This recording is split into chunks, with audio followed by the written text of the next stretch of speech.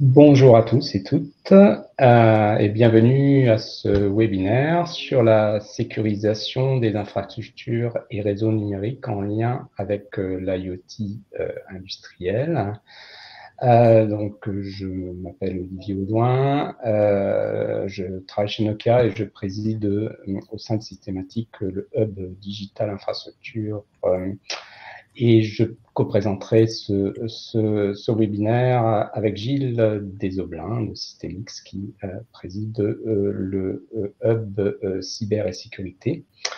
Donc on va juste faire une courte introduction pour dire que, comme chacun sait, les infrastructures numériques, donc les réseaux, les data centers du cloud ou du edge cloud sont de plus en plus le support d'applications critiques dans un grand nombre de secteurs industriels associés aux capteurs et au réseau de capteurs.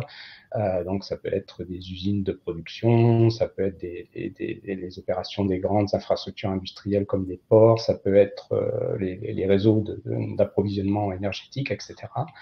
Et il y a là des enjeux qui sont énormes en termes de numérisation de ces secteurs et d'impact en termes de gains de compétitivité, de gains de productivité, également d'économie de ressources. Mais dans le même temps, on a aussi beaucoup de risques qui sont associés à ce type d'application critique, où on peut avoir des vies humaines en jeu, où on peut avoir des ruptures de production essentielles, par exemple, où on peut avoir aussi des vols d'informations industrielles. Et donc, dans un contexte que l'on connaît tous, en plus de croissance forte des menaces de cybersécurité, donc il est absolument essentiel de protéger ces infrastructures et de les rendre plus résilientes à des attaques, de cyber. C'est pour ça qu'avec Gilles, on a pensé qu'il était intéressant d'organiser ce webinaire en invitant des experts pour nous parler de ces questions. Gilles, je te laisse peut-être compléter. Oui, merci Olivier. Donc Gilles Désoblin, comme Olivier l'a dit, je préside le hub cyber et sécurité chez Systématique et j'œuvre également à l'Institut de recherche technologique Systemix dans la stratégie et les programmes, notamment cybersécurité. Alors effectivement, aujourd'hui, vous le savez, la cybersécurité est tirée par un certain nombre de tendances. On peut citer l'avènement de l'intelligence artificielle avec le besoin de développement de solutions à base d'IA, sachant que l'IA s'avère être un outil à double tranchant, augmenter les capacités de défense, de détection d'anomalies, ça c'est une chose qu'on lui prête à l'intelligence artificielle, mais également d'un autre côté, l'intelligence artificielle augmente les capacités et les moyens des attaquants pour nuire aux infrastructures. Donc la première chose, c'est effectivement le développement de ces solutions basées IA qui doivent être renforcées pour apporter des éléments de résilience aux moyens industriels. Olivier en a parlé, c'est l'utilisation des services cloud. L'ensemble des industries aujourd'hui communiquent et échangent des informations, des données sur des infrastructures cloud qu'il faut continuer à sécuriser, à rendre plus résilientes. Le contexte géopolitique international qui est très très complexe et très tendu, qui demande à avoir des innovations technologiques qui sous-tendent des armes de défense, notamment de défense numérique, j'entends. Et puis, je dirais aussi les changements de comportement des utilisateurs et des entreprises suite à la période Covid, puisqu'il a fallu travailler à distance, piloter à distance des infrastructures, des IoT, tout en ayant la pleine confiance de ce qu'on était en train de faire. Je dirais en parallèle de ça, il y a également le contexte réglementaire très soucieux de la protection de la vie privée des citoyens, qui a démarré en France, puis s'est développé en Europe et au niveau international aujourd'hui. Donc l'ensemble de ces 5 facteurs contribuent à un terreau très favorable au développement de solutions pour contrer les attaques numériques. Néanmoins, la préoccupation, c'est d'accroître la résilience des chaînes de valeur industrielles avec l'ensemble de ces objets connectés, en essayant d'éviter la fragmentation de l'ensemble de la chaîne, mais plutôt travailler la résilience malgré l'hétérogénéité des systèmes.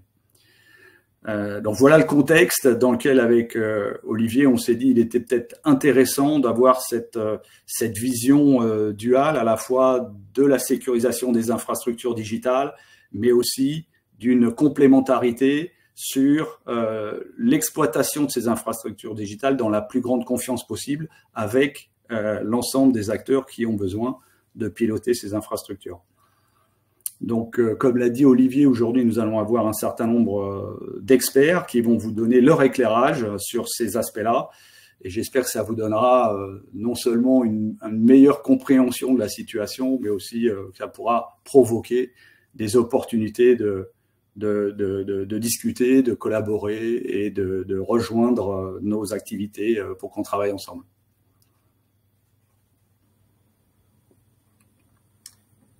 Bonjour à toutes et à tous. Il y en a qui ont pris un tout petit peu d'avance sur la partie introduction. Cet événement, c'est une co-création entre le Hub Cyber and Security que je coordonne, le Hub Digital Infrastructure qui est coordonné par Florence Plazy et Isabelle Veil qui est en lien avec les investisseurs. L'événement se tient pendant notre convention SODITech qui propose de traiter de nombreux sujets liés au Deep Tech et à votre quotidien. En 2023, il y a eu la première édition. Nous avons eu donc 3 journées de webinaires.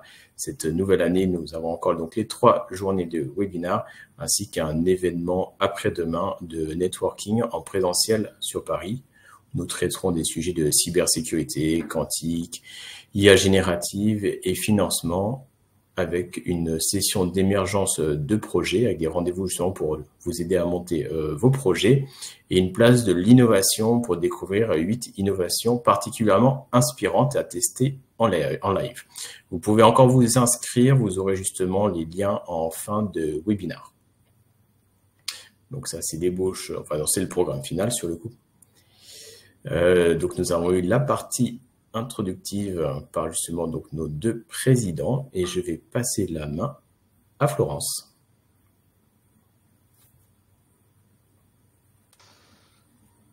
Oui, bonjour à tous. Donc, on a le plaisir d'accueillir 4 intervenants aujourd'hui. Badi Sami de l'Institut Polytechnique de Paris, Jean-Philippe Vary de chez Orange Labs, Jean-Marc Alfassa d'OB1 et Bertrand Elf de OnePoint. Pour cette séquence qui va se dérouler avec une première partie où Badis reviendra sur la problématique de la sécurité de la chaîne d'approvisionnement logiciel digital. Jean-Philippe nous parlera d'un cas d'usage chez Orange autour de 2 projets qu'ils ont menés récemment. On aura ensuite un échange avec nos 2 intervenants, Jean-Philippe et Jean-Marc Alfassa d'OB1, qui sera animé par Bertrand de OnePoint. Et puis, on finira sur une session de questions du public que vous pourrez poser à tous nos intervenants. Vous pouvez justement utiliser le chat pour échanger et puis poser vos questions dans l'onglet qui est prévu à cet effet. Veuillez noter que nos webinaires sont enregistrés, donc tout ce que vous mettrez dans le chat et dans les questions sera enregistré et diffusé ensuite en replay. On a donc le plaisir d'accueillir tout de suite Badis Sami. Bonjour à tous, merci pour cette invitation. Donc, comme Florence l'a expliqué, moi je vais vous parler de la sécurité de la supply chain. Donc la supply chain, comme vous savez, c'est à l'origine de tous les produits que nous consommons, produits et services que nous consommons de notre vie quotidienne. Donc là, vous avez un schéma très simpliste et basique d'une supply chain avec 3 liens. Donc là, un fournisseur qui va fournir des composants à un fabricant, qui va construire un produit ou qui va créer un produit, et on aura un consommateur à la fin. Donc, quand on parle de la supply chain, en réalité, on a 4 types de flux. On a le premier type de flux, c'est un flux de produits qui vont de la direction production vers consommation, mais aussi, dans certains cas, le deuxième type de flux d'ailleurs, c'est quand le consommateur va rendre des produits défectueux ou autres. Donc là, on a ce deuxième flux de produits. On a aussi un flux d'argent que vous voyez en bas, et là, il va du consommateur vers la production. Et enfin, on a un flux continu dans les deux sens, qui est un flux d'information, justement. Donc, ça, c'est un exemple de supply chain, mais si on veut la modéliser, le modèle le plus basique, c'est celui que vous voyez à gauche.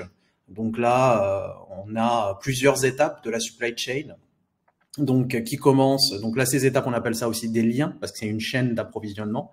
Donc là, on commence toujours par la matière première, par exemple, tout ce qui est mine, on extrait des mines ou d'autres types de plateformes. Par exemple, dans cette catégorie-là, on trouve aussi tout ce qui est plateforme pétrolière ou autre. On a un autre lien qui est le fournisseur qui va fournir les premiers composants, qui va être aussi un fabricant, mais ici, dans l'idée du modèle, c'est qu'il va fournir certains composants à un constructeur, à un fabricant. Disons par exemple un fabricant, un constructeur automobile. Donc il va avoir plein de petits fournisseurs, ou grands d'ailleurs, qui vont lui fournir plein de composants pour construire son véhicule. Ensuite, on a un lien de distribution, puis un lien de vente, et à la fin un lien d'un consommateur. Alors, la supply chain, donc là c'est l'explication générale, mais la supply chain, comme toute technique, technologie ou autre, elle évolue, et comme Internet et l'informatique font partie de notre quotidien, et la supply chain a intégré ces technologies-là. Et actuellement, on parle plus de supply chain, mais on parle de digital supply chain ou supply chain digital, on dit DSC. Donc là, vous voyez à droite, il y a une sorte de taxonomie de cette digital supply chain. Donc, on va voir qu'il y a des supply chains pour des produits électroniques, tout ce qui est ordinateur, tout ce qui est électronique, tout simplement. Et on a des supply chains qui ne sont pas électroniques, tout ce qui est agroalimentaire, par exemple, et plein d'autres.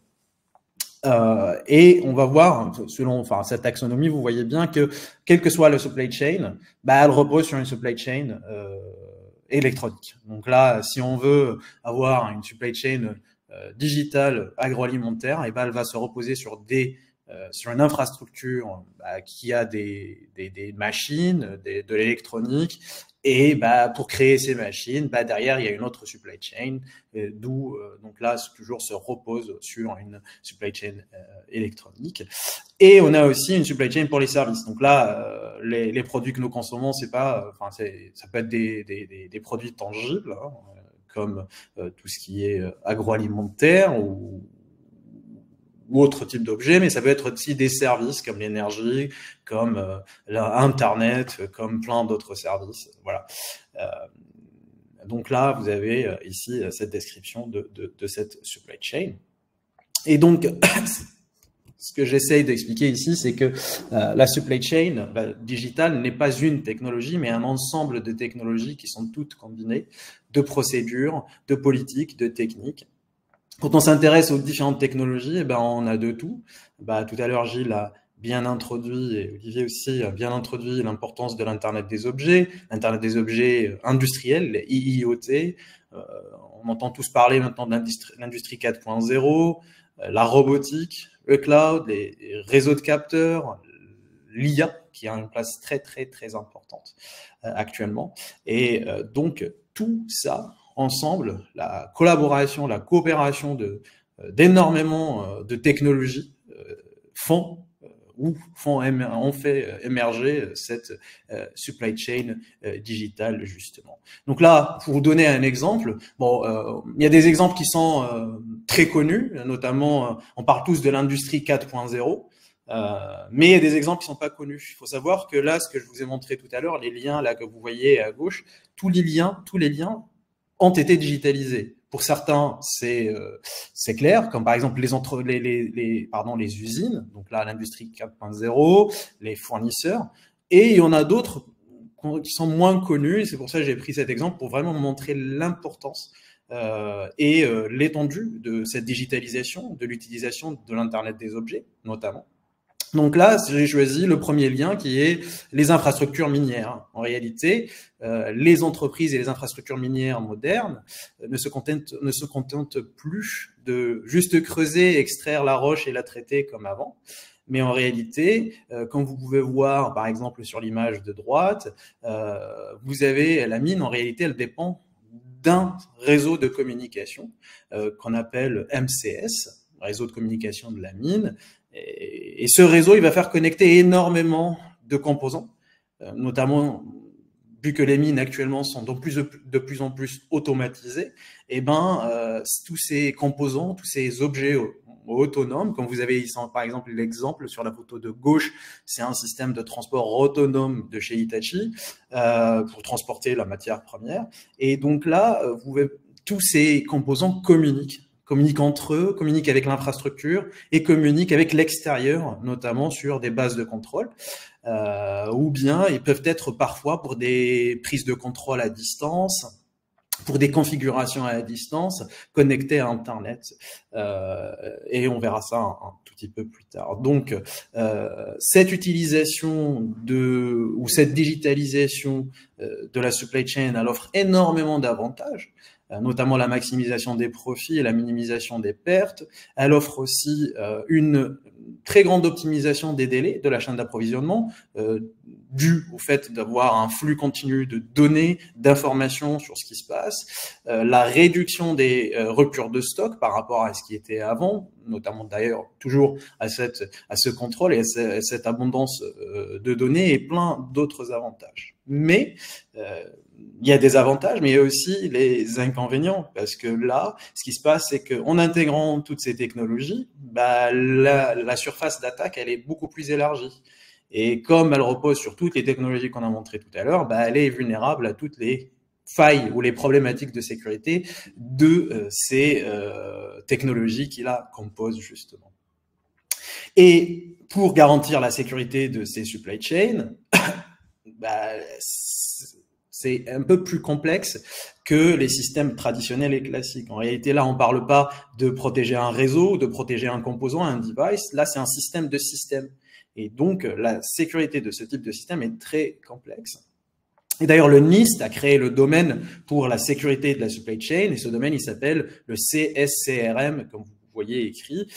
Et donc, c'est un domaine transverse entre la cybersécurité, la gestion des risques, le management de la supply chain elle-même, et actuellement, on commence à essayer de comprendre qu'il faut intégrer aussi tout ce qui est résilience, comme l'a expliqué Gilles un peu tout à l'heure. Donc, si on s'intéresse un peu aux problématiques de sécurité, donc là, vous avez une sorte de taxonomie. On peut considérer les problématiques de sécurité de la digital supply chain selon le type du problème, selon le target, donc la cible, selon le vecteur utilisé ou selon l'intention. Donc là, si on s'intéresse au type, donc là, un grand problème qui plus pour la sûreté et non pas pour la sécurité, mais ça peut être aussi pour la sécurité, c'est les produits contrefaits. Ça représente un énorme problème. Je vous citais un exemple très extrême, mais l'entreprise Lockheed Martin a découvert qu'ils ont un taux de défaillance de leurs missiles très très haut, et en investiguant, ils ont trouvé qu'ils utilisaient sur une grande partie de leur stock des microcontrôleurs contrefaits, d'où cette défaillance. Donc là, certes, c'est un cas extrême, mais même sur des industries très très sensibles, très surveillées, ça peut arriver. Il y a plein d'autres exemples, notamment chez Cisco, dans certains de leurs routeurs ou autres. Il y a aussi le type de l'attaque qui vient de l'intérieur, donc ce qu'on appelle le insider threat. Donc là, c'est des gens de l'intérieur qui ont accès, et donc là, qui vont essayer de porter atteinte aux infrastructures. Ça représente un réel danger, et dans la majorité des cas, c'est pas vraiment considéré à la hauteur du danger et de ce que ça peut faire. On a les cyberattaques, et je vais vous détailler quelques cyberattaques après. Selon le composant, donc là, ça peut cibler des composants hardware ou des composants software. Comment des composants hardware? Ça passe toujours par le software, mais le but final, c'est vraiment d'endommager le hardware. L'exemple le plus connu, c'est Stuxnet pour détruire des centrifugeuses d'enrichissement d'uranium. Le vecteur utilisé le plus souvent, ça va être via le réseau. Ou l'intention, et ça c'est super important, là on a des attaques où l'attaquant a vraiment l'intention de cibler une cible, mais aussi des attaques qui peuvent venir parce qu'il y a eu une intention, notamment on laisse traîner des failles, notamment sur tout ce qui est logiciel. Donc là, c'est connu qu'il y a un taux de faille par 1000 lignes de logiciel, sachant que les gros logiciels ont des millions de lignes de code, et donc là, ils contiennent potentiellement énormément de failles. Des exemples comme Log4j, dernièrement, ou encore plus dangereux, peut-être, c'était Heartbleed, si vous vous souvenez de l'attaque, ou c'était une faille sur le code de TLS. Donc là, si on voit un peu l'impact de certaines cyberattaques sur la supply chain, donc là, il est énorme le schéma, rassurez-vous, je ne vais pas les décrire. Donc là, la supply chain, elle couvre tout, donc elle est vulnérable à toutes les attaques possibles. La différence, c'est que sur ce schéma, on voit que sur certains liens, on va voir qu'il y a des attaques qui ciblent certains liens plus que d'autres. Et aussi, si l'attaque vient plus tôt dans cette chaîne, elle pourrait avoir une sorte d'impact, effet domino sur les chaînes suivantes. Donc, pour vous donner un exemple, Airbus, on sait que Airbus a été attaqué via un de ses sous-traitants. En réalité, les attaquants savent qu'il est de plus en plus difficile d'attaquer les grandes infrastructures, les grands groupes, par exemple. C'est très difficile d'attaquer Google. Et il est connu aussi que les petites structures sont moins protégées que les grands groupes parce qu'ils n'ont pas autant de moyens, tout simplement. Et pour atteindre ces grands groupes, ils vont passer par les chaînes qui sont avant dans la supply chain. Donc là, je vous ai cité l'exemple d'Airbus. Il y avait l'exemple aussi pour... c'était Rolls-Royce. Il y avait un des sous-traitants pour les moteurs Rolls-Royce qui a été ciblé, qui fournissait des composants et il était quasiment le seul à pouvoir le faire. Et donc, toute entreprise était arrêtée, ce qui fait que Rolls-Royce ne pouvait plus produire les moteurs pour Boeing, ce qui a fait que sur certaines livraisons, Boeing a eu énormément de retard. Donc là, vous voyez, l'intérêt de ce schéma, c'est de vous montrer que pour atteindre un grand constructeur ou un groupe ou une cible, maintenant, de plus en plus, et je vous ai expliqué l'exemple, par exemple, de SolarWind après, il y en a plein d'autres, c'est qu'on cible les chaînes qui sont avant dans la supply chain. Et d'ailleurs, la supply chain a eu un gain, la sécurité de la supply chain a eu un gain énorme en attention ces 2-3 dernières années, parce qu'on a compris que pour même les chaînes qui sont avant peuvent faire en sorte que on peut être atteint par une attaque, justement. Donc là, comme je vous ai dit, toutes les attaques sont possibles, mais certains liens sont vulnérables à certains types d'attaques par rapport à d'autres. Je prends l'exemple, les chaînes, les liens, par exemple, tout ce qui est fournisseurs et fabricants. Donc là, les infrastructures industrielles, pendant longtemps, elles étaient sécures parce qu'elles étaient isolées complètement. Mais actuellement, à cause ou grâce à l'automatisation, on a besoin d'avoir des accès à distance, notamment. et ce qui fait qu'elles sont de plus en plus exposées sur Internet. Le problème, c'est que cette exposition, elle est venue dans un contexte où il n'y avait pas la considération de ce qu'on appelle la sécurité by design. Donc, ils sont exposés sur Internet, mais très vulnérables. Et d'ailleurs, une des attaques qui réussit le plus, c'est l'attaque simple d'essayer de se connecter à distance en utilisant c'est les attaques sur l'authentification en utilisant un dictionnaire. Donc là, la majorité de ces systèmes industriels, en réalité, quand on les déploie, on va pas changer de login ou mot de passe pour l'accès à distance, parce qu'elles ont souvent des systèmes d'accès très basiques, très simples, le login, mot de passe, et on trouve ces login, mot de passe ou credentials en général, des clés ou autres, dans les manuels. Pour vous donner un exemple, il y avait le botnet Mirai qui ciblait tout ce qui est Internet des objets, et il avait un dictionnaire juste de 27 mots de passe, ce qui fait qu'il a pu créer un botnet de millions de bots en un temps record. Et donc, je reviens, je disais, les systèmes industriels, souvent quand ils sont déployés, on ignore un peu cette partie sécurité. D'ailleurs, il y a aussi un autre problème qui s'appelle hard-coded passwords. C'est-à-dire que les mots de passe, on ne peut même pas les changer parce qu'elles sont en dur. Ils sont en dur, pardon. Et pour vous montrer ça, il y a un groupe de chercheurs qui, en utilisant juste Shodan, qui est un moteur de recherche sur tout ce qui est Internet des objets, ont essayé de voir certaines interfaces en machine, des HMI, de systèmes industriels. Et vous avez là plusieurs HMI, il y en a plein d'autres, hein, mais je vous ai juste sélectionné quelques-uns. Le but initial, c'était ces composants, ces machines, ces usines sont connectés, sont exposés sur Internet pour des besoins d'accès à distance, notamment d'automatisation, de communication, mais comme il n'y a pas de sécurité, l'accès peut être facile. Et si on a un attaquant qui arrive à accéder à ce système, vous imaginez ce qu'il peut faire derrière. Donc là, les mêmes auteurs ont essayé de voir, justement, ils ont dit qu'il y a certains domaines qui sont certains liens de la supply chain qui sont très protégés, notamment la partie consommateur, si on parle de certaines infrastructures, certains services, mais d'autres sont négligés, notamment le système des mines, les réseaux miniers. On a vu tout à l'heure, ils reposent sur eux aussi sur un réseau, ils envoient, reçoivent les données, et envoient, reçoivent des commandes, et ils ont, grâce à Shodan toujours, ils ont essayé de voir sur tous les continents les mines et autour des mines, est-ce qu'il y a des composants exposés sur Internet. Donc là, je parle pas de vulnérables, mais exposés.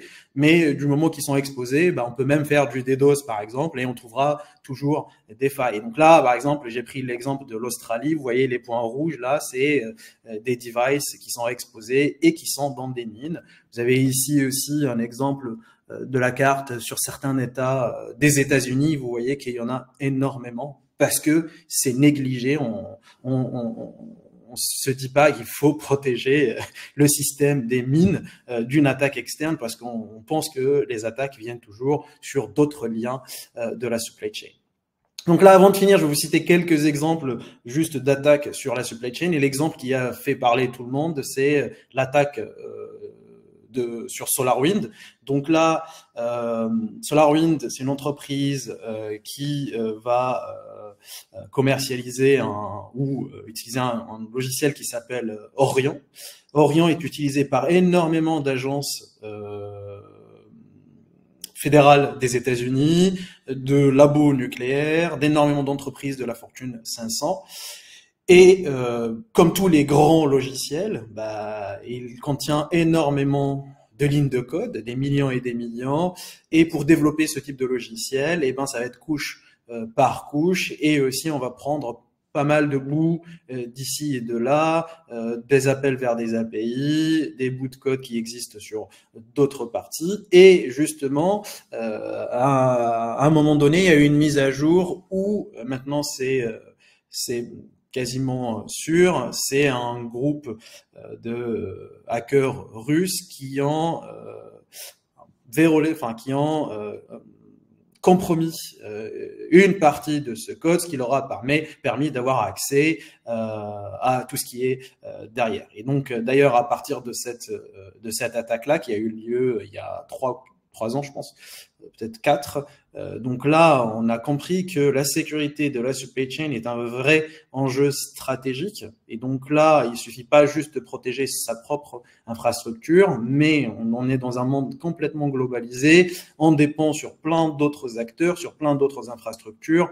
Il faut un minimum pour garantir cette sécurité, justement. Le deuxième cas, c'est le cas de Stuxnet. Il est un peu ancien, de 2010, mais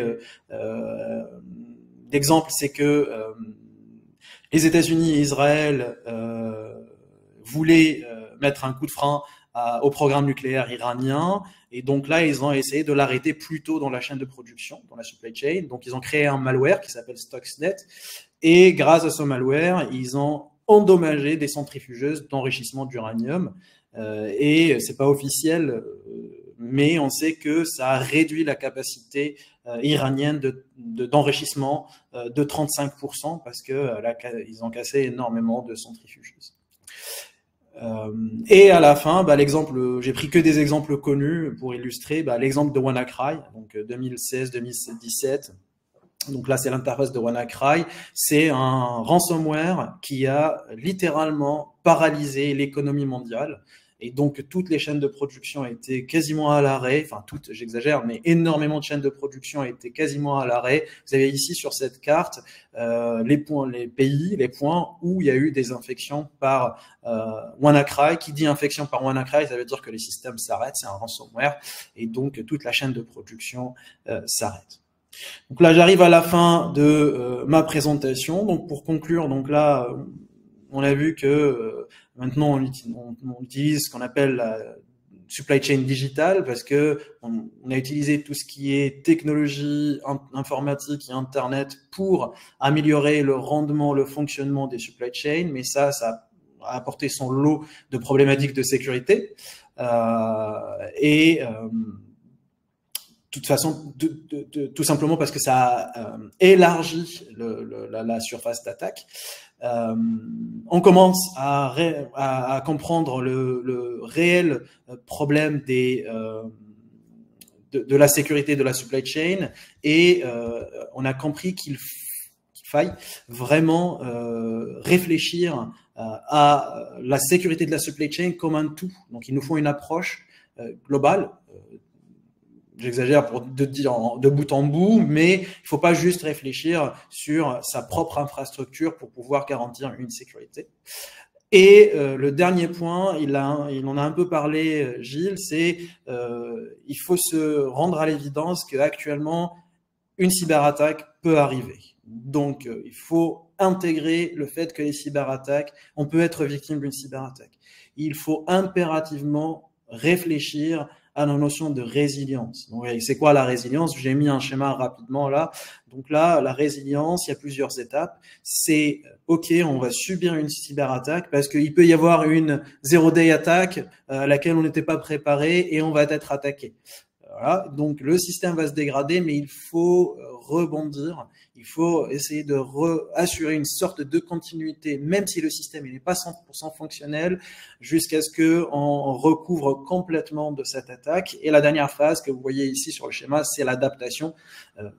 Il faut que, pour les prochaines fois, que notre système soit efficace contre cette attaque qu'on vient de subir, et donc il est un peu plus robuste qu'avant. Voilà, avec ça, j'ai fini ma partie. Donc, je serai ravi si vous avez des questions. Merci beaucoup, Badis, pour cet état de l'art sur les menaces et les attaques sur la supply chain digitale. On va illustrer ça peut-être un peu de manière concrète avec Jean-Philippe Vary, qui est responsable du programme de recherche sécurité systèmes et produits chez Orange Labs. Jean-Philippe, à vous. Oui, bonjour. Jean-Philippe Vary, donc effectivement, je m'occupe d'un programme de recherche qui s'occupe de la partie système bas niveau, preuve de sécurité et certification. Et en fait, on est confronté effectivement à tout ce que vient de dire Badis par rapport à nos infrastructures propres, mais aussi par rapport typiquement aussi les infrastructures de nos clients qui viennent de plus en plus pour venir voir comment on fait, comment on peut résoudre. Est-ce qu'on n'aurait pas des solutions miracles qui permettraient d'absorber cette complexité de leur système d'information, de leur système OT, voire de la chaîne de production en amont. Donc je vais faire un panorama rapide sur ces points-là, puis je vais un peu me focaliser sur deux approches génériques qui vont tendre en fait à réduire un petit peu en fait la surface d'attaque sur laquelle on est exposé dès qu'on fait des systèmes industriels. Slide suivant. Donc là, j'ai pris quelque chose qui est intéressant, c'est regarder en fait la carte des risques majeurs identifiés. Donc j'aime bien aller voir les NISA et prendre des mises à jour. Et on voit là qu'aujourd'hui, sur les 12 menaces majeures identifiées par la NISA, donc l'Agence de sécurité européenne, il y en a 5 en fait qui sont complètement liés à tous les systèmes cyberphysiques. Donc, je vous invite à aller les lire. C'est assez intéressant. Alors, ça reste toujours de haut niveau, mais ça permet d'appréhender ces risques quand on veut faire une analyse de risque en interne. Et vous voyez bien, c'était donc tout à fait à propos de faire passer Badis en premier. Le premier risque, c'est la supply chain. Et l'ensemble de toutes les dépendances, aussi bien dans votre infrastructure que vous opérez vous-même, comme dans celle de l'infrastructure software, en fait, de vos fournisseurs ou des fournisseurs de vos fournisseurs, que vous ne pouvez peut-être même pas imaginer. Et donc, en réaction à ces problèmes, donc typiquement, il y a un point intéressant qui était en fait au niveau de l'administration américaine, c'est imposer les descriptifs SBOM au niveau du software pour au moins savoir qu'est-ce qu'il y a dans le paquet software qu'on nous livre, pour au moins peut-être commencer à faire un début de gestion de configuration qui sera en fait l'étape 0 pour commencer à essayer de maîtriser sa propre infrastructure industrielle ou sa infrastructure IT ou OT. Slide suivant.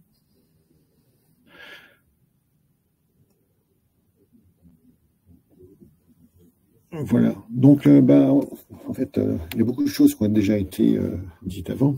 Donc, typiquement, on voit aujourd'hui les systèmes OT et les systèmes IT étaient indépendants, ils vivaient tout seuls.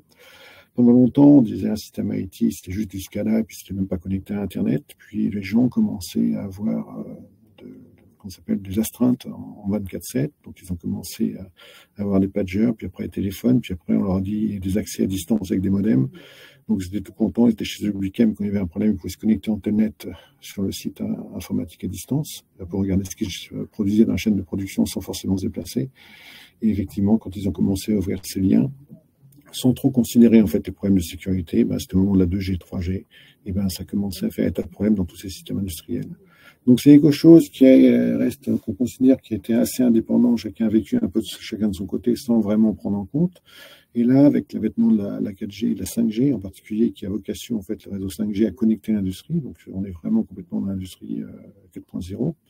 On a un problème, on a une complexité énorme parce qu'on a des surfaces d'attaque, une combinatoire et une complexité de surfaces d'attaque qu'on n'a jamais eu jusqu'à maintenant, qu'il va falloir résoudre. Et ce qu'on espère, c'est que quand ce sera complètement intégré dans 5 à 10 ans d'efforts, en fait, on aura des politiques sécurité et l'IT et l'OT seront gérés comme on gère la politique sécurité dans les structures aujourd'hui informatiques. Dans les clouds et autres, il y aura des procédures, il y aura des responsables, il y aura des audits, il y aura l'ISO 27001 qui va tourner de manière identique. Et voilà. Mais là, on est juste à la mauvaise période. On est entre les deux, entre deux mondes qui cohabitaient sans vraiment se considérer l'un et l'autre. Avant d'être complètement intégrés l'un dans l'autre, on est dans une phase assez difficile aujourd'hui. Et donc, effectivement, on a des gains de rationalisation de coûts en faisant intervenir tous ces systèmes IT dans les systèmes industriels. Mais il faut aussi avoir une appréhension des risques et une compréhension des risques qui n'est pas toujours évident, en fait. C'est pas parce qu'on a mis du chiffrement qu'on est protégé. Et donc, par rapport à ces problèmes-là, et par rapport en particulier à l'introduction qui a été faite par Badis, slide suivant. Je souhaitais identifier en fait trois grands points en fait de problèmes de sécurité, vous montrer comment on peut en fait les résoudre assez facilement. Donc quoi qu'il se passe, de toute façon, tous les équipements seront dans un environnement hostile et si c'est pas une attaque informatique, il y aura une attaque physique qui va se passer dessus. Il va y avoir quelque chose qui n'était pas prévu, il va y avoir un court-circuit, il va y avoir un rupteur qui va pas être mis qui va pas être branché d'une erreur humaine sur un réseau secouru qui ne pourra pas donner une alerte qu'il y aura quelque chose. Donc de toute façon, il y aura toujours des problèmes. Deuxième point, quand on va connecter les campus industriels, on va générer des masses de données qui vont être montées en centrale pour être traitées. Donc, si les IoT peuvent remonter des flux de données en centrale pour les traiter, donc ça veut dire qu'aussi, dans l'autre sens, on peut descendre jusqu'à la communication et pas à sens unique, pas à deux sens. Ça veut dire qu'on ouvre une multitude de flux qui vont descendre vers ces mêmes équipements industriels. Donc, ça, c'est le premier point. Mais le fait d'avoir des équipements qui, tout d'un coup, se connectent et vont remonter directement en centrale des données, ça veut dire qu'en fait, en plus de cette attaque-là, on peut avoir du déni de service. Parce que dès qu'on aura trouvé un point d'entrée, si on attaque un thermomètre, on peut inonder en fait un système d'information. S'il n'y a pas de log, s'il n'y a pas de monitoring, s'il n'y a rien. Un thermomètre connecté, s'il est connecté à un autre système qui a un trou, va pouvoir être un point d'entrée pour ne serait-ce que faire des services, commencer à altérer en fait les réseaux internes ou les perturber. Mais on a un point beaucoup plus important en fait, et c'est le dernier point que j'ai mis après, mais j'en parlais avant, c'est l'interconnexion entre les infrastructures de tiers et votre propre infrastructure. Donc en fait, il y a un exemple qui est connu, c'est les gens qui avaient des DAM dans les magasins aux États-Unis, donc les serveurs quand on va chercher, on met sa carte pour avoir des billets de banque, avaient un petit problème de gestion de climatisation dans les magasins, et donc ils avaient mis des systèmes de thermomètres pour mesurer la température, et ils ont eu l'idée de mettre un thermomètre au milieu du DAB. Et ce thermomètre, comme il était extrêmement moderne, a été connecté pour pouvoir le monitorer à distance. Sauf que d'un point de vue historique, enfin d'un point de vue design, cet équipement a reçu un thermomètre et ils l'ont mis à l'intérieur, mais le design, c'est de la sécurité sécurité, on va dire, périmétrique. Et dès lors qu'il y avait une trame qui était sur le bus interne, la totalité du design du serveur de billets considérait que c'était une trame qui est légitime, sans aucun autre contrôle additionnel.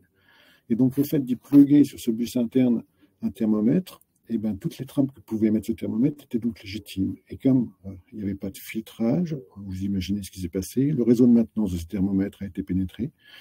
Et il suffisait d'envoyer des requêtes pour faire sortir des billets. Et il y a plusieurs centaines de millions de dollars qui sont partis comme ça en fumée, qui se sont évaporés à cause de la température. Donc ça, c'est vraiment quelque chose, quand on fait une modification d'un système qui tourne, si on rajoute une connexion à l'extérieur, on n'a pas forcément conscience, le fait de mettre un thermomètre n'est pas quelque chose qui est comme ça, à dire, non, on n'a pas tout Internet au milieu de son système, non, c'est juste un thermomètre. Oui, mais s'il n'y a pas une notion de qu'est-ce qui se passe, qu'est-ce qu'on peut faire, quels sont les flux, quels sont les droits, et essayer de restreindre par conception, en fait, ce système, on s'expose à beaucoup de problèmes. Et le problème, c'est qu'on est dépendant, en fait, on est extrêmement susceptible, donc sens susceptibilité, parce qu'on va passer dans un état critique, on est extrêmement susceptible à la plus petite erreur dans un système où il y a je ne sais pas combien de centaines ou dizaines de milliers d'équipements qui sont connectés. Et ce point, donc une pénétration dans un système de tiers qu'on n'a même pas du tout imaginé, qui va envoyer des trames. La trame en elle-même est légitime. Distribuer des billets, c'est une trame qui a le droit d'être véhiculée sur le bus, mais elle n'a peut-être pas besoin d'être acheminée par un flux pour de maintenance pour un thermomètre. Ce genre de choses, donc, va faire un système qui vous rend, cette connexion plutôt, fait que votre système devient complètement instable et ingérable. Et donc, vous, en tant qu'industriel, vous avez été pollué par un système de tiers, mais vous-même, si vous vendez des produits, si vous faites un super produit marketing que l'on peut gérer à distance pour un client, vous pouvez aussi, le fait d'avoir une mauvaise sécurité ou une mauvaise maîtrise de vos risques ou de vos flux internes ou de ce qui se passe dans votre infrastructure, être la cause d'une crise de sécurité ou d'une compromission chez vos clients directement. Et c'est là que j'en viens, en fait, cette propagation de compromission. C'est un espèce de rebond. Donc, on peut imaginer qu'on peut rebondir sur je prends un extincteur connecté, j'aime bien expliquer, je prends un extincteur connecté, je le mets chez Orange. Donc, la maintenance de l'extincteur connecté est relayée au réseau physique, sécurité physique d'Orange. Et donc, s'il y a un problème sur l'extincteur, les pompiers, tout le monde est informé. Mais comme dans cet extincteur cohabitent à ce moment-là plusieurs politiques de sécurité d'Orange Physique, la politique de sécurité du fabricant de l'extincteur, et pourquoi pas aussi la politique des pompiers, dès lors qu'un de ces trois interlocuteurs qui sont sur ce pauvre extincteur connecté n'est pas sécurisé, vous voyez que le prochain extincteur que revend la même compagnie à une autre société, par exemple, pourrait faire ministère intérieur, pourrait faire que des gens qui rentreraient chez Orange, qui altèrent le réseau de maintenance des extincteurs, pourraient rebondir et sortir chez leur réseau de l'intérieur, le ministère intérieur. Donc cette compromission latérale est extrêmement importante et il faut essayer par construction de la refermer. Et là-dedans, il y a un contexte qui n'a pas été abordé avant, qui était en fait l'évolution réglementaire. Donc, il y a la directive NIS 2 et CRA, le Cyber Resilience Act. Il y a bien sûr une directive sur la supply chain. Mais en fait, dans la notion de CRA et de NIS 2, dès lors que vous avez un industriel qui est critique, vous avez une obligation de sûreté et de sécurité. Donc, en gros, c'est l'obligation de ramonage. Vous ne pouvez pas, du fait de ne pas avoir ramoné votre cheminée, être la cause d'une exposition incendie à votre voisin. Et bien, c'est la même chose dans la propagation de ces compromissions. Et ce point, là, on reviendra juste à la fin, mais ce point, cette évolution, en fait, NIS 2 et CRA, quelque chose d'important qui va structurer, en fait, ces interdépendances entre des fournisseurs différents. Page suivante. Donc, les recommandations, si on veut faire un système de sécurité, ben, la première chose, c'est ce qui a déjà été dit, c'est renforcer le monitoring, mais mettre du monitoring partout, c'est pas forcément quelque chose qui va aider à répondre. Et en plus, si vous avez activé du chiffrement partout, ben, tout sera chiffré, donc ça va être compliqué. Et puis, il y a une deuxième, mais par contre, c'est vital, il faut vraiment savoir ce qui se passe, ne serait-ce que pour pouvoir dire, identifier la source de la compromission et pouvoir, dans une chaîne de responsabilité, établir qu'elle ne provient pas de chez vous et que vous avez été utilisé malgré vous. Et la deuxième chose, c'est essayer de faire de l'isolation by design. Et donc là, je reviens en fait à ce que j'ai dit tout à l'heure. Donc le réseau 5G, c'est quelque chose qui a été fait pour connecter l'industrie. Et donc il y a plusieurs types d'usages d'un réseau 5G. Et en fait, on peut avoir une notion de slice qui permet d'avoir une isolation et garantir que seuls les équipements qui appartiennent au même slice, le slice du client, sont en communication. Donc plutôt que d'ouvrir les choses complètement sur tout un réseau téléphonique ou de VoIP complètement ouvert sur Internet, le fait d'avoir cette connexion sur une base de slice, c'est pour ça que c'était conçu, permet de garantir que seuls vos équipements vont communiquer avec vos équipements. Donc en gros, vous recréez au niveau des modems de communication un espèce de VPN qui garantit que quand vous êtes dans le même slice, il n'y a que vous qui êtes dans ce slice. Et ce qu'on voit sur la figure de gauche, c'est continuum. En fait, on a un vrai problème parce qu'il faut propager cette isolation de bout en bout. Donc le slice, c'est juste sur la partie radio jusqu'au point d'accès, on va dire l'edge ou le cloud. Mais il faut vraiment concevoir et isoler aussi, propager cette isolation jusqu'à l'équipement final, terminal. Parce que si vous avez un gros tuyau et qu'il n'y a pas d'isolation à la sortie du tuyau, donc le slice vous sécurise, mais en fait ça ne sert pas à grand chose puisqu'il pouvait avoir une compromission d'un équipement qui pollue un autre équipement parce que par exemple il y a des Bluetooth qui étaient ouverts ou des choses comme ça. Donc une rupture de l'isolation. Un visiteur qui vient peut avoir un équipement qui rayonne, il ne sait même pas qu'il est compromis. Et en rentrant dans votre système technique, parce que lui, il va remettre à jour, je ne sais pas quel autre équipement qui n'a rien à voir avec votre chaîne de production, en se rapprochant en fait d'un des équipements qui est mal configuré chez vous, et ben il fait propager une compromission qui va sauter et qui va rentrer. Donc ce qu'on appelait en fait le syndrome de la machine à café il y a assez longtemps, on avait fait ça avec un thésard. Et donc si vous mettez une machine à café à côté d'une salle chaude dans laquelle personne ne peut rentrer, s'il y a le moindre équipement de l'autre côté du mur qui répond, et ben en fait vous propagez une compromission. Si quelqu'un vient prendre un café qui reste suffisamment longtemps devant le côté du mur. Slide suivant. Et en fait, pour faire cette notion d'isolation, c'était mon use case, c'est un problème qu'on traite depuis longtemps. Donc on avait déjà fait un premier projet avec Systématique dans le cadre d'un call qui s'appelait ODSI, On-Demand Secure Isolation. Et on voulait amener une isolation mémoire. Donc, ce qu'il faut, c'est que votre applicatif, on n'a pas de prétention à sécuriser votre applicatif, c'est votre applicatif métier, vous savez ce qu'il fait.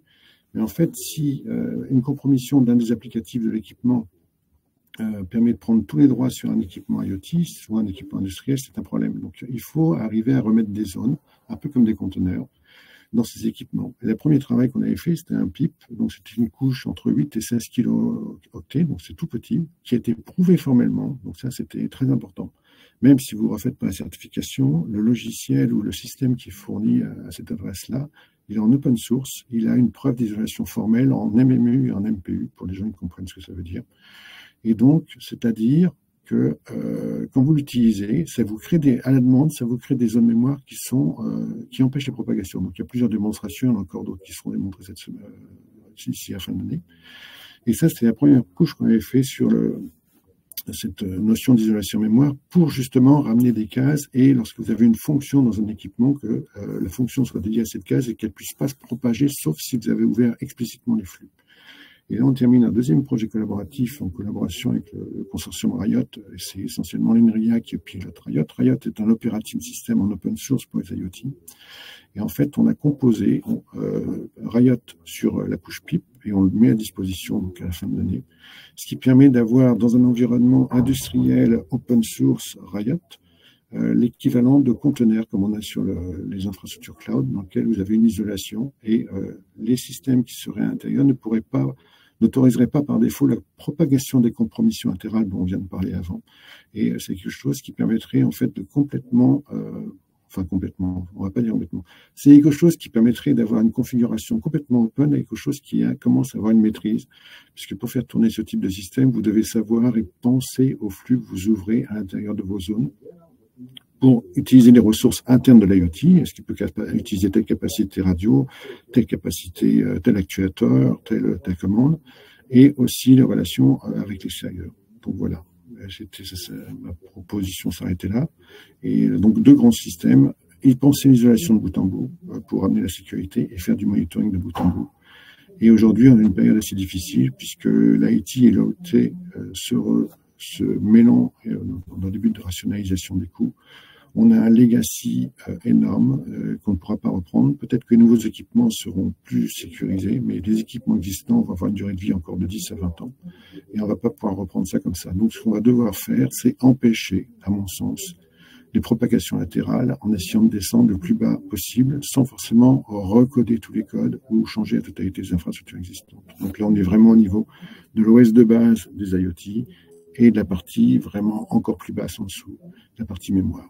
Et si les gens sont intéressés, je vous invite à aller voir sur les liens URL qui sont là et tout en open source. Merci. Merci beaucoup Jean-Philippe. Je crois que vous restez avec nous pour la prochaine partie. On va accueillir Jean-Marc Alfassa, qui est consultant en cybersécurité et aussi cofondateur de la société OB1, et Bertrand Elfre, qui est partenaire chez OnePoint et expert sur la cybersécurité et le risque digital. C'est à vous, messieurs. Bonjour à tous. Merci beaucoup Florence pour l'introduction. Je voulais aussi féliciter les 2 précédents interlocuteurs, notamment Jean-Philippe et Baptiste, notamment sur vos différents éclairages sur le sujet. Voilà, c'était vraiment passionnant. On arrive à la table ronde. Donc moi, comme Florence l'a expliqué, je vais avoir l'honneur d'animer cette table ronde avec vous cet après-midi, avec Jean-Philippe Ouari et Jean-Marc Alfassa. Donc, on s'est déjà parlé la semaine dernière. On a préparé ensemble cette table ronde et notamment les différentes questions. Moi, je vais commencer tout de suite pour entrer dans le sujet. Une question pour toi, Jean-Marie. Tu nous as parlé en fait des mesures de sécurité à mettre en place. Ce que je voulais, première question que je voulais te poser, c'est toi en tant que responsable du programme de recherche sécurité et systèmes et produits chez Orange. Comment vous adressez ces problématiques de sécurisation, notamment sécurisation télécom dans le cadre du programme de la 4G, de la 5G. Est-ce que tu peux nous donner un peu plus d'informations sur ce sujet? Donc, comment on adresse ça? C'est essentiellement ce que j'ai dit. Donc, par rapport à l'industrie, aujourd'hui, quand vous êtes en 4G, vous avez une connexion. Bon, on peut faire un VPN, mais c'est une connexion un peu banalisée. Donc, si on veut vraiment adresser les problèmes les use cases et autres de la 5G, la notion de slice, qui est quand même très moderne et qui n'est pas très très répandue, c'est quelque chose qui doit être appuyé parce que lorsqu'on a un slice, on est vraiment isolé. Après, dans la notion de l'isolation, c'est pas juste la partie télécom qu'on adresse ça. On essaye d'aider, de venir. Donc, je pourrais prendre des exemples par exemple, d'actuateurs de vannes. Il y a des systèmes qui sont assez vieux. Il faut avoir l'assurance pour être sûr que la vanne fonctionne sur un barrage ou autre chose. Il faut envoyer 3 fois la requête et on ne sait même pas si, quand la requête arrive, si elle est de la bonne origine. Donc, comment on fait ça? On ne va pas reprendre. En fait, le problème, c'est qu'on peut avoir des tas de solutions avec des solutions modernes, mais on ne peut pas les reprendre parce qu'on ne va pas changer l'infrastructure qui est noyée dans un barrage. Ça, typiquement, on ne va pas le changer tout ça. Ça va être très compliqué, ça va être très lourd. Ça va être donc, en gros, l'idée, c'est d'arriver à faire des systèmes qui isolent de bout en bout et qui fait que le système qui n'est pas forcément très sûr redevient sûr parce qu'on ne peut plus pénétrer la zone. Donc, construire une zone périmétrique autour du legacy et après travailler sur les infrastructures, les nouvelles infrastructures, lorsqu'il y aura des évolutions naturelles de ces équipements, pour amener plus de sécurité. Et il y a un problème de fond, je vous l'ai dit tout à l'heure, c'est que dans la partie que je présentais, il y a la réglementation, et lorsque vous avez des systèmes, lorsque vous êtes un industriel et que vous êtes soumis à la directive NIS2 ou le CRA, il y a des obligations substantielles, des obligations fortes. Et à ce moment-là, il va falloir montrer que vous êtes, quand vous êtes soumis à des niveaux high, c'est que votre système de management, il n'y a que vous qui puissiez autoriser. Et donc, typiquement, pour la vanne, pour un barrage, c'est personne d'autre qui commande la vanne du barrage à part vous. Et ça devient très compliqué à faire. Il faut tout rechanger. Ou alors, ce que je disais, travailler sur du monitoring, détecter les anomalies et essayer de bâtir cette notion d'isolation et empêcher les compromissions. Donc, si vous empêchez les compromissions par conception de toute votre infrastructure, vous pouvez garder le legacy, le temps que la technologie évolue, et après, vous pouvez vous assurer, en fait, qu'il n'y a que vos commandes qui acheminent. Donc, votre infrastructure de base n'achemine que vos commandes de contrôle, et personne d'autre le fait. Merci Jean-Philippe. Oui, ça répond à la question et on va en reparler par la suite, là, notamment la nouvelle directive, la NIS V2, qui est applicable pour octobre 2024. Donc, autant vous dire, c'est pour demain. Je vais avoir la même question pour Jean-Marc. Généralement aussi, en termes de sécurisation, toi, c'est quoi les premiers conseils que tu donnes pour sécuriser les infras? Quels sont les premiers conseils? Et surtout, pour ceux qui nous écoutent, par où commencer? Alors, Jean-Philippe nous en parlait effectivement d'isoler le périmètre, mais toi, qu'est-ce que tu dis à tes clients, voilà, par où commencer? C'est quoi les bons conseils? Ouais, merci. Bonjour à tous. Alors effectivement, d'abord le premier constat, c'est d'avoir en tête que le zéro faille n'existe pas, que les systèmes sont complexes, ils sont quasiment impossibles à certifier, et que donc vous ne pouvez de toute façon pas démontrer l'absence de faille. Donc même si vous faites tous les efforts qui conviennent pour sécuriser votre plan de contrôle, votre infrastructure, vous devez être prêt à rétablir la situation et la reconstruire en cas de problème profond. Et ça se fait quand on regarde, par exemple, NIS2, en particulier, ce qu'on va demander aux entités sensibles, aux entités importantes. Alors, si vous ne savez pas ce que c'est, je vous recommande d'aller regarder un petit peu la littérature sur le sujet, pareil pour le Cloud Resilience Act. Et donc, le premier conseil qu'on peut adresser à nos clients et à nos prospects, c'est déjà de s'acculturer à ce sujet de la résilience et de la sécurité et de la sûreté, parce que c'est deux sujets un petit peu différents. Et donc, déjà, prendre un peu de connaissances, prendre du retour d'expérience, partager avec vos pairs sur des groupes utilisateurs, partager sur les expériences des autres, notamment la gestion de crise, parce que c'est avec les témoignages forts et opérationnels que vous allez mieux comprendre ce qui peut vous arriver si vous ne faites pas gaffe à l'analyse de votre risque et si vous ne vous préparez pas à la crise, tout simplement. Donc, premier truc, levez le nez un petit peu, prenez de l'information, regardez les référentiels qui ont été bien conçus et qu'il faut appliquer du mieux possible. Premier conseil. Donc, commencer, oui, c'est ça, créer un collectif et effectivement, retour d'expérience de ses pairs. C'est ça que tu conseilles déjà pour aller ouvrir les chakras là-dessus. Oui, en tout premier lieu. Ensuite, bien sûr, on est sur une démarche classique qui consiste à analyser les risques, ses propres risques, donc avec la supply chain dont on a parlé à plusieurs reprises, parce que voilà, on est toujours potentiellement le fournisseur ou l'infrastructure de quelqu'un d'autre, et donc on est toujours quelque part le risque de quelqu'un d'autre, et donc il faut y faire attention en termes de responsabilité et de bonnes pratiques, bien sûr. Ça, c'est le premier point, analyser les risques. Le deuxième, c'est que vous devriez pouvoir évaluer votre résilience au regard de chacun de ces risques chez vous. Alors, donc, en vous mettant dans une situation de pire cas et complètement transparente et honnête avec vous-même, avec vos équipes, avec vos propres failles, de savoir comment est-ce que vous pouvez reconstruire ou reprendre la main sur les situations les plus critiques. Et puis le troisième truc, c'est il faut tester, parce qu'il n'y a que les tests et il n'y a que l'opérationnel terrain qui va vous dire si oui ou non vous êtes résilient. Mais vous pouvez pas savoir si vous êtes immunisé contre une maladie avant de l'avoir rencontrée. Vous ne pouvez pas savoir si vous êtes prêt à être résilient sur vos infrastructures avant d'avoir été attaqué. Donc il faut tester, tout le temps se mettre dans des situations de pen test, de validation, de vérification de votre PRA, de votre PRA, pour être sûr de pouvoir, le moment venu, être opérationnel. C'est vrai sur la supervision, c'est vrai sur le déploiement, c'est vrai sur la sécurité, c'est vrai à tous les domaines de la supply chain dont on vient de parler. Donc, 3 sujets, l'analyse des risques, évoluer votre propre résilience par rapport à ces risques et tester. Vraiment les 3 points. Et ce que je trouve intéressant, ce que tu dis, c'est ça, c'est le test, mais quasiment en continu. Le test cyber en continu. grosso modo, dès que vous mettez quelque chose en prod ou que vous faites un change important, vous devriez pouvoir être en mesure de tester votre résilience nouvellement adaptée à cette nouvelle situation. Et si vous ne faites pas, un jour, ça va dériver. Et un jour, il va se passer quelque chose qui, de toute façon, est imprévisible et qui va vous mettre dedans. Donc, face à cette situation de disruption, vous devez être en mesure de pouvoir construire. Et donc, il faut un minimum tester pour pouvoir faire tous les cas possibles. Vous ne pouvez pas prendre tous les cas un par un, parce que par définition, ils ne sont pas encore advenus, et donc vous ne savez pas à quoi vous êtes confronté. Donc, soyez confrontés au pire, et soyez prêts à toujours pouvoir reconstruire depuis zéro, si on puisse Ok, merci Jean-Marc, très clair les conseils. Question pour Jean-Philippe, quels sont les cas d'usage que vous accompagnez chez Orange? Est-ce que tu peux nous donner quelques exemples? On fait donc les cas d'usage que l'on fait chez Orange, on travaille avec des industries qui font de l'énergie, par exemple. Donc, ils ont des énormes problèmes et on discute actuellement, en particulier, dans le cadre d'un projet de recherche avec un fabricant d'énergie sur une base, pas en France, qui collecte du solaire et qui fait des batteries. Et en gros, ils mettent des batteries chez d'autres industriels et ils ont un risque incendie énorme. Ces batteries doivent être utilisées dans certains gabarits et si vous tirez trop d'énergie sur les batteries, ça les fait chauffer. Si vous l'utilisez mal, ça fait chauffer. Si des gens rentrent, ça fait chauffer.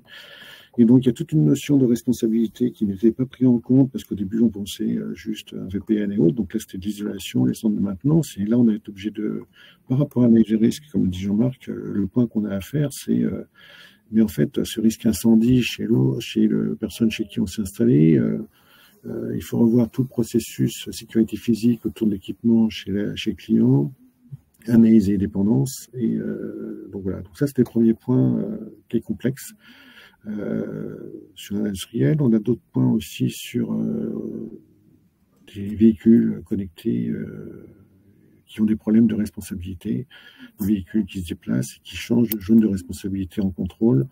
Et en fait, il faut passer la contractualisation d'un site, d'un premier fournisseur à un autre. Il y a cette notion de qui est responsable de quoi. Est-ce que c'est bien un jour? Est-ce que, avant de prendre la responsabilité d'un véhicule de tiers qui va rentrer dans sa zone de contrôle, l'autre industriel veut s'assurer que tous les pages sont là, parce que dans ses clauses d'assurance, il y a des choses, sinon il refusera de prendre en compte ce type de véhicule. Et donc, cette notion, on revient à la notion du Resilience Act, on revient à la notion de qui est responsable de quoi, on revient à la notion de liability chain. Et en fait, on a des problèmes extrêmement complexes, tout liés. Et aujourd'hui, si on les prend de front, on ne sait pas les résoudre. Donc, il faut y aller petit à petit. C'est quoi les grands besoins essentiels de chaque entité, l'analyse des risques, et pas juste une analyse des risques dans son produit tout seul, parce que les risques que vous avez en tant qu'industriel ne correspondent pas aux risques de vos clients. Et il faut aussi intégrer cette notion des risques clients et de voir comment ils vont utiliser vos produits. Et potentiellement, si vous limitez vos engagements, vous assurez que votre limite d'engagement est techniquement maîtrisée chez vous pour ne pas vous exposer de manière aberrante. Donc on a donc on est essentiellement en avance de phase, on n'est pas en grosse production, je ne connais pas les offres en production, mais tout ce que je vous ai parlé sur l'isolation, les chaînes de responsabilité, qui est responsable de quoi, l'avènement de ces nouvelles réglementations, donc le CRA en particulier avec une obligation de réponse en 48 heures, et puis des pénalités assez conséquentes, sont à prendre en compte. Donc c'est une opportunité puisqu'il faut bouger, donc autant le faire bien, mais c'est en même temps quelque chose de fait de cette interconnexion et interdépendance entre les différents systèmes, comme on l'a vu dans la présentation sur la liabilité, c'est quelque chose qu'il faut absolument investiguer. Oui, et ce que je retiens dans le discours, c'est qu'effectivement l'aspect réglementaire, tu l'as cité plusieurs fois, la réglementation CRA, va dans le sens de renforcer la cybersécurité, notamment au niveau des produits. Donc ça va plutôt dans le bon sens, hein, ce que je retiens. Oui, aujourd'hui on a plutôt une bonne chose pour la cyber, voilà, de ce que tu constates toi dans ton environnement. Ce que je vois surtout, c'est que si on le prend comme une contrainte et qu'on pleure et qu'on n'est pas content, voilà, ok. Mais je veux dire, la finalité, c'est ce que je disais, l'obligation de ramonage. Tout le monde est content que son voisin est ramoné. Donc, c'est pareil, le contrôle technique des véhicules, le parc de voitures est beaucoup plus sûr qu'il y a 20-30 ans où n'importe quelle voiture roulait sur les routes. Donc, la personne qui est en face de vous est supposée avoir des freins si elle fait contrôle technique. Donc, tout le monde y gagne dans l'histoire en termes de sûreté. Donc, il y a un passage à faire qui est un peu compliqué. Il ne faut pas y aller à fleur au fusil. Donc, les problèmes sont très complexes. Donc, il faut poser le problème. Il faut regarder qu'est-ce que l'on fait, qu'est-ce que l'on vend. Mais comment dire, cette notion, la sûreté rejoint la sécurité, c'est des choses dont on parle depuis 30 ans. Et ça commence, c'est en train d'arriver en ce moment, et c'est une période extrêmement intéressante à ce sujet-là, justement. Ok, merci Jean-Philippe. J'en profite, je vous ai glissé un message dans le chat. Si vous avez des questions à poser, je vois il y a déjà quelques questions. On prendra les questions à partir de 17h15, donc n'hésitez pas à poser des questions. J'ai la même question que Jean-Marc, que j'ai posée à Jean-Philippe. Pour toi, c'est quoi les problématiques les plus courantes sur notre sujet du jour? Il y a la problématique du cloisonnement dont parlait Jean-Philippe tout à l'heure, qui consiste à séparer le plus possible les flux. Il y a aussi une bonne pratique ou un cas d'usage intéressant qui est de faire confiance à la diversité des équipements, des réseaux, des méthodes de conception, pour ne pas mettre tous ses œufs dans le même panier. Enfin, vous voyez, des conseils de base qu'on peut appliquer dans plein d'autres domaines que la connectivité, les réseaux, la sécurité. Et il y a plusieurs cas d'usage qui correspondent à ça. Le premier, c'est probablement de se doter d'outils de bastionnage qui permettent aux tiers mainteneurs ou à des aidants ou à des SOC externalisés ou au CERT ou au CSERT de pouvoir intervenir au cœur de la crise quand elle se positionne, en particulier sur votre plan de contrôle. Donc ça, c'est un cas d'usage assez intéressant.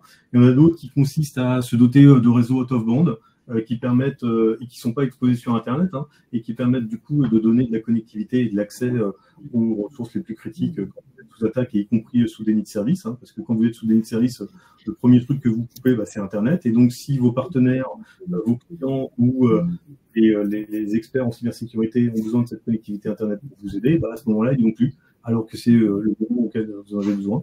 Donc, il faut préparer un peu les choses en essayant d'avoir des solutions de connectivité différentes.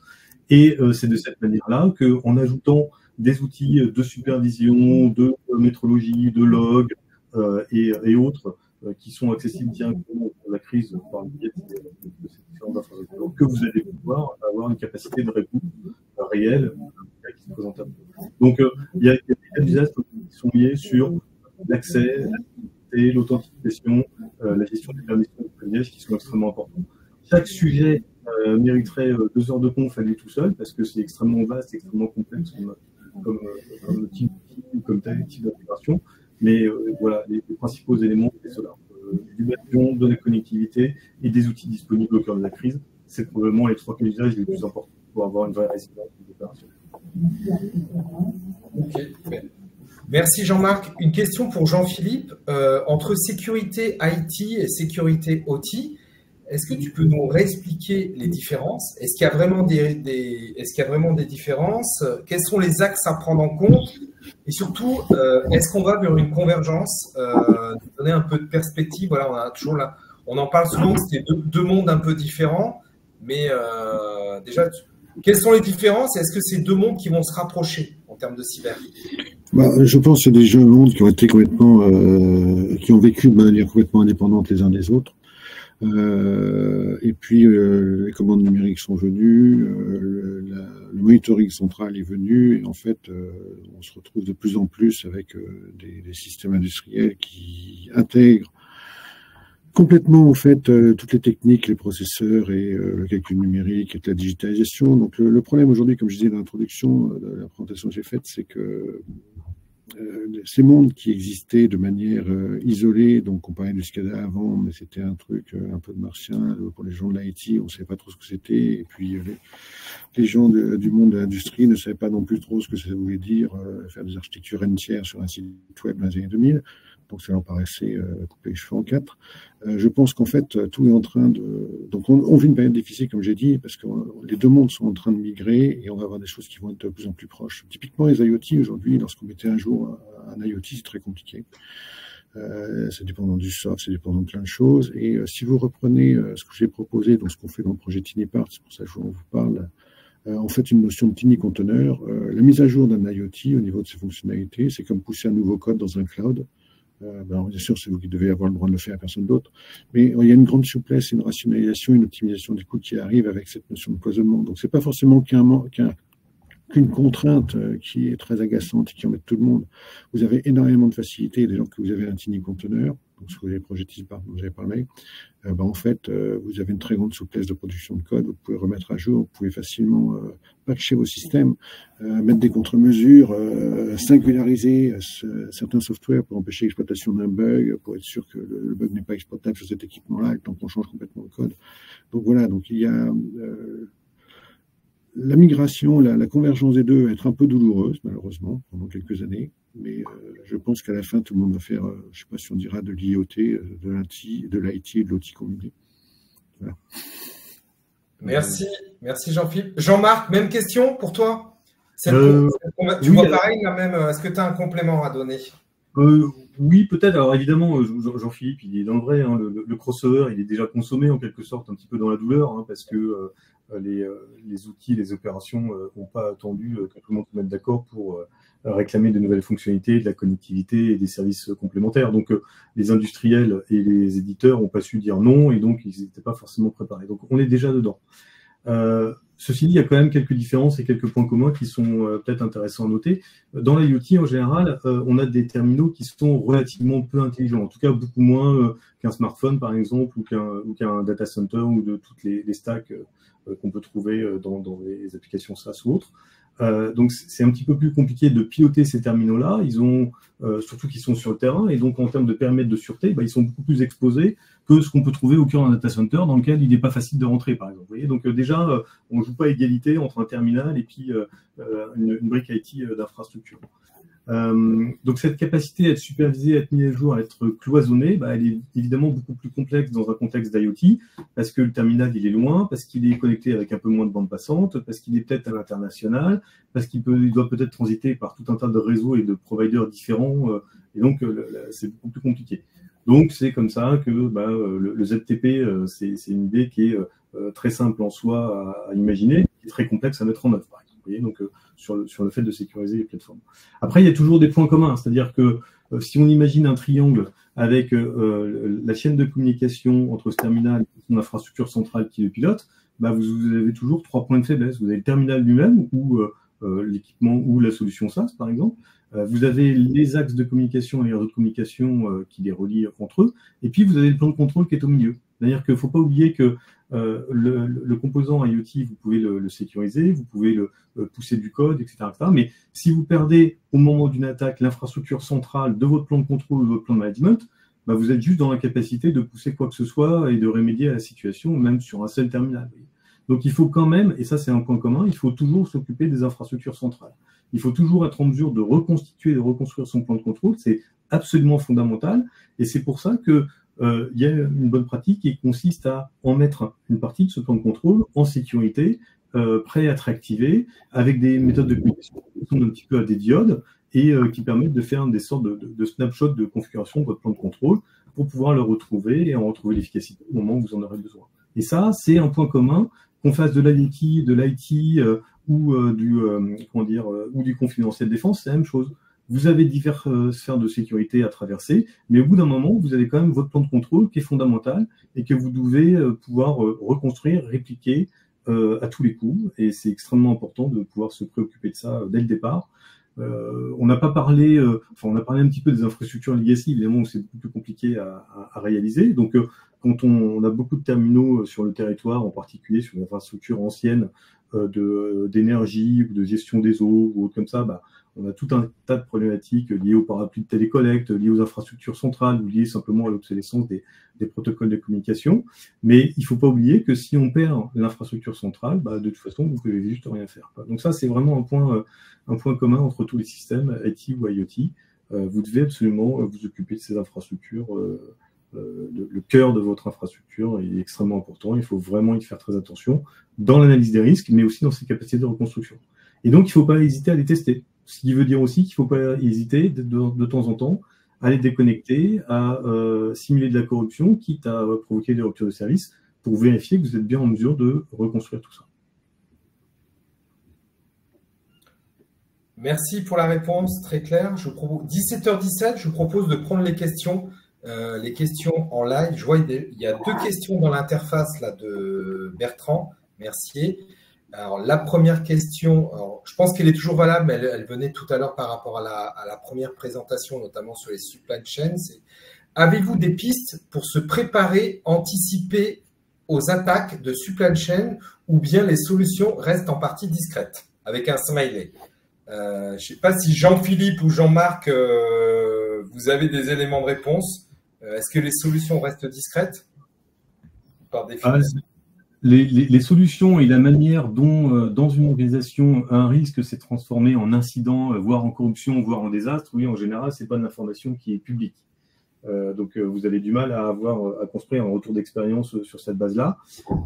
Par contre, vous pouvez vous faire pen-tester le plus régulièrement possible. Vous pouvez vérifier la qualité de vos sauvegardes, votre capacité à les pousser au cœur de la crise. C'est fondamental. Donc, les solutions, elles sont tout autant opérationnelles, elles sont aussi un petit peu de l'ordre de la discipline et de l'autodiscipline, et le fait de ne pas faire d'impasse en fait sur son système d'information. Voilà. Moi, je compléterai en disant que par rapport à tous les fournisseurs dans la supply chain, imposer des audits, si on ne fait pas soi-même les audits, avoir des accès au compte rendu d'audit, comme vient de le dire Jean-Marc, on n'est pas obligé de tout faire en centrale, mais on peut imposer par contrat, lorsqu'on fait des appels d'offres, qu'il y ait des audits de pénétration chez le fournisseur. Et puis l'autre point important, c'est aussi savoir ce qu'il nous livre et qu'est-ce qu'il y a à l'intérieur de ce qu'il nous livre. Donc l'exhaustivité des composants en gestion de compte, c'est la règle 0, j'avais dit, de la sécurité. Si je ne sais pas ce que j'ai en prod, même dans ma supply chain, je suis incapable de maîtriser le moindre risque. Si je ne sais pas que j'ai embarqué tel code, qu'il y a telle faille, je suis incapable de maîtriser le moindre risque. Donc tel code, tel processeur. Donc cette notion de gestion de conf, et aussi par rapport au CRA, donc cette Resilience Act, et puis ce qu'il y aura sur la supply chain, revoir au niveau des contrats et prévoir des clauses juridiques qui imposent à ces fournisseurs en fait le niveau de qualité qu'on estime avoir besoin dans sa propre chaîne de production. Quitte à y mettre des pénalités, parce que quand vous avez une pénalité à 10 millions d'euros parce que vous avez un grand groupe international, par incident, ça fait réfléchir et on peut charger peut-être nos chers fournisseurs supply chain avec une partie de cette pénalité contractuellement. Donc, il y a toute une chaîne de responsabilité à investiguer.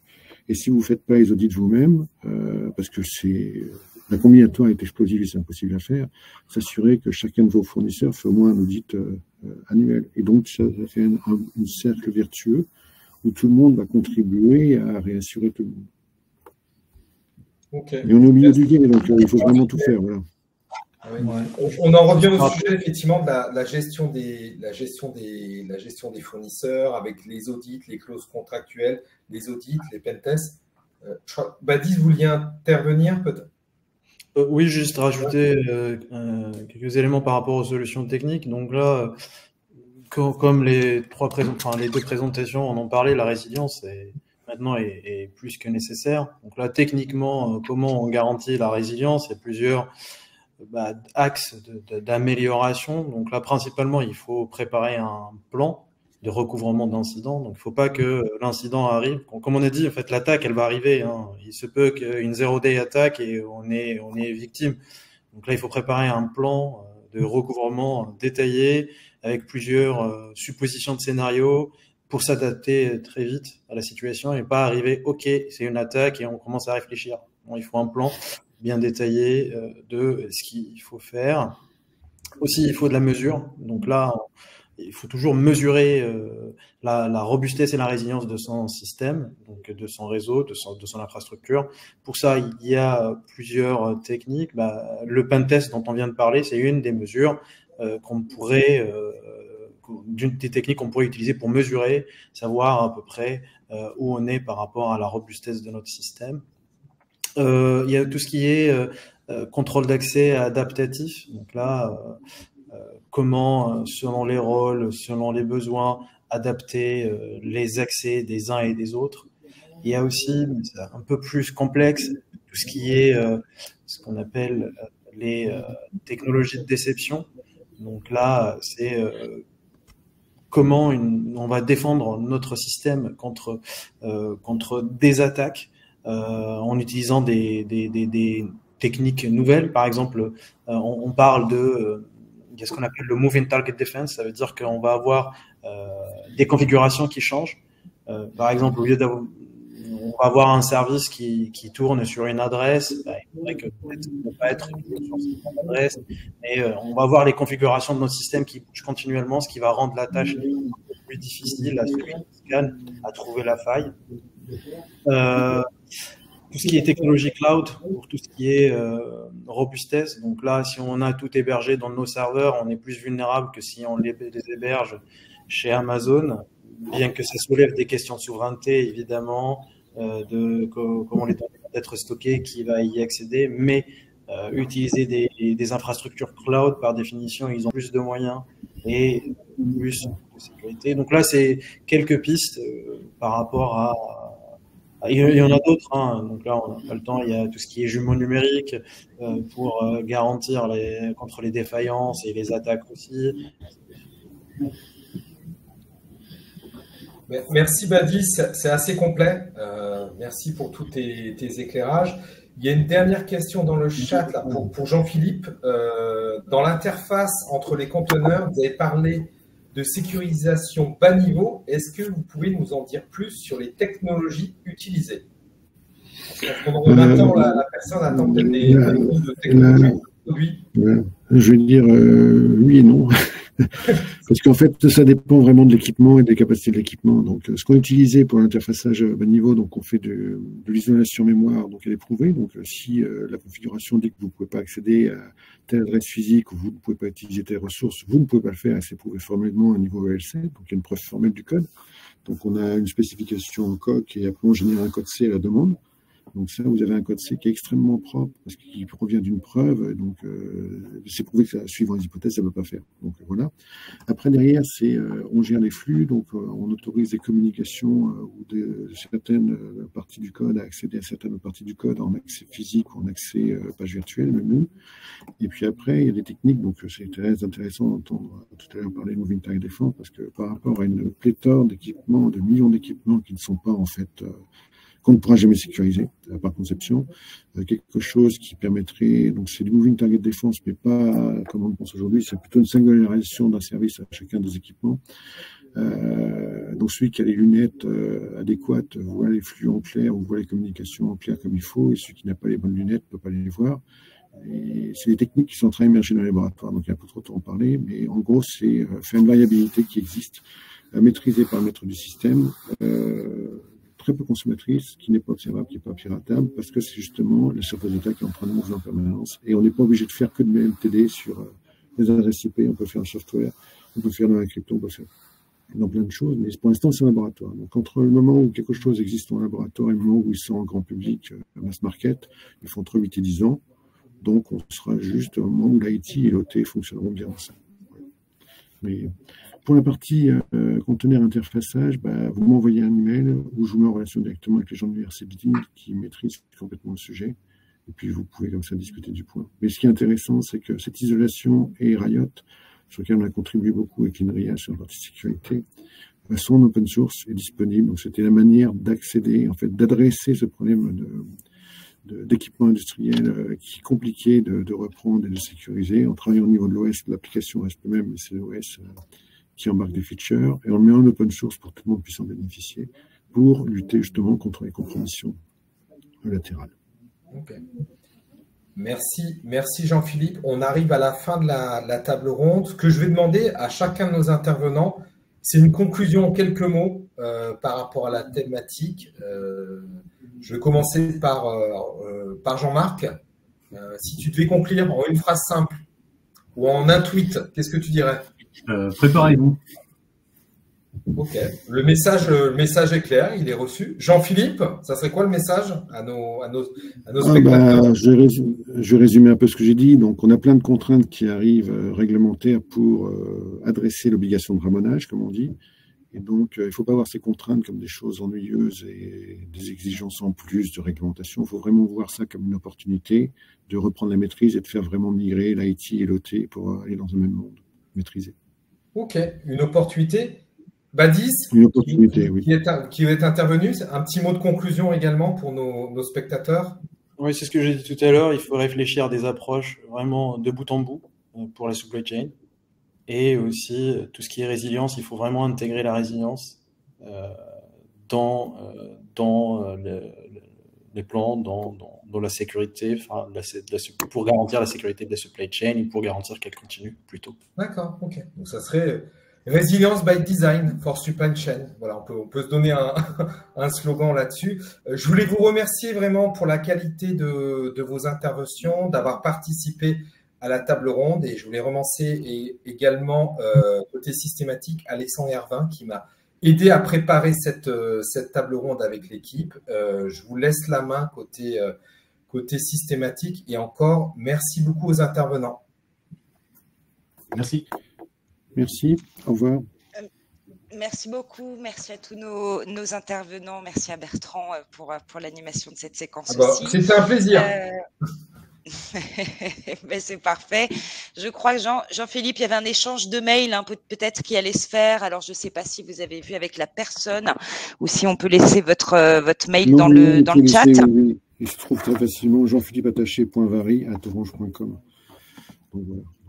Et ben voilà, ça c'est fait.